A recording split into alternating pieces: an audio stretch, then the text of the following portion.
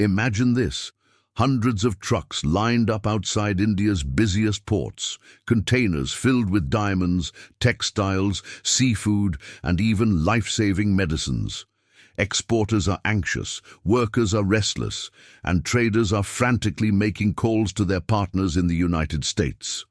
The reason? A sudden 50% tariff slapped on Indian goods by Washington, creating a shockwave through India's export economy. Today, we're diving deep into the unfolding crisis, why Indian businesses are rerouting shipments, what it means for global supply chains, and whether this tariff war could reshape international trade forever.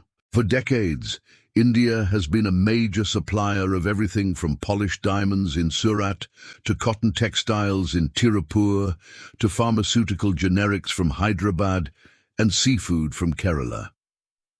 These industries have one thing in common. The US has always been their largest and most lucrative market. But now, with Washington imposing a steep 50% tariff across multiple product categories, Indian exporters are staring at a new reality.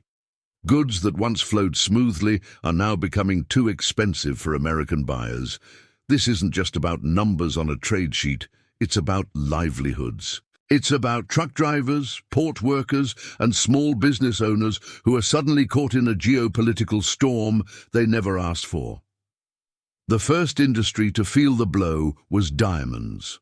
Surat, known as the world's cutting and polishing hub, handles more than 90% of the world's rough diamonds. But with the US as the largest buyer, the sudden tariff has made Indian stones nearly uncompetitive overnight.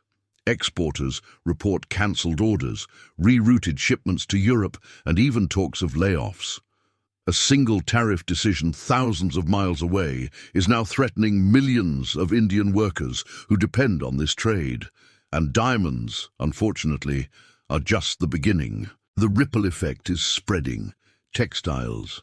India's cotton and apparel exports face massive disruptions, with fashion brands in New York and Los Angeles already hesitating to sign new contracts. Pharmaceuticals, generic drug makers in India, which supply up to 40% of the US market's affordable medicines, are now caught in a pricing nightmare. Will American consumers bear the higher costs, or will suppliers from other countries step in? Seafood. Shrimp exporters from India's coastal states are among the hardest hit. With tariffs doubling prices in the US market, exporters are desperately rerouting consignments to East Asia. These are not isolated struggles. They interconnected disruptions that threaten the foundation of India as export-driven economy. Let's zoom out for a moment. Global supply chains are like fragile webs, tightly connected and yet extremely vulnerable. When one part of the web is pulled, the entire structure shakes. By imposing 50% tariffs, the US is not just hurting Indian exporters. It's also creating a supply chain tsunami that could ripple back into its own economy. American jewelers, retailers, and pharmaceutical companies are already bracing for shortages and rising costs. For a US economy already battling inflation, this move could backfire in unexpected ways. Faced with this sudden tariff wall, Indian businesses are scrambling to adapt, and the key word is rerouting. Exporters are exploring. Alternative markets, Europe, Southeast Asia, and the Middle East are suddenly in the spotlight. Logistics diversification.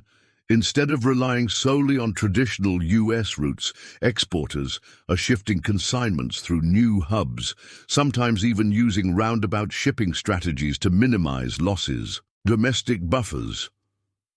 Some industries are trying to absorb excess goods domestically, though the Indian market cannot match US demand. This rerouting isn't seamless. It's expensive, risky, and often temporary, but it signals something deeper. India's willingness to explore a world beyond US dependence. New Delhi is not sitting idle. Senior officials are in talks with trade partners, seeking relief, exemptions, or at least phased implementations of tariffs. At the same time, India is actively courting alternative alliances, whether through BRICS, RCEP, or direct trade with China, Russia, and the Middle East. Ironically, Washington's attempt to pressure India may actually accelerate India's diversification away from US-centric supply chains. In the long run, this could weaken America's economic leverage in Asia, but let's not lose sight of the human cost. Behind every headline, there are workers in Surat who don't know if their jobs will exist next month. Fishermen in Andhra Pradesh who suddenly cannot sell their catch. Textile workers in Tamil Nadu facing factory slowdowns. For them, this isn't about geopolitics. It's about putting food on the table. And that's what makes this crisis so urgent. Around the world, analysts are watching closely. Will Europe become the next big buyer of Indian goods? Can China quietly benefit by stepping in as a middleman? Will this trigger a broader realignment where countries look for alternatives to the US market altogether? One thing is clear. The world is entering a new era of fragmented globalization, where trade wars, tariffs, and supply chain disruptions could become the new normal. The trucks are still lined up, the ports are still congested, exporters are still waiting for answers. India stands at a crossroads. Will this be the moment where New Delhi finally breaks free from Western trade dependence and builds a more diversified future? Or will the short-term pain force it back into difficult negotiations with Washington? One thing is certain. The story of India's rerouted shipments is not just about tariffs. It's about the future of global trade itself. So as the world watches this supply chain tsunami unfold, the question remains, who will sink and who will learn to swim?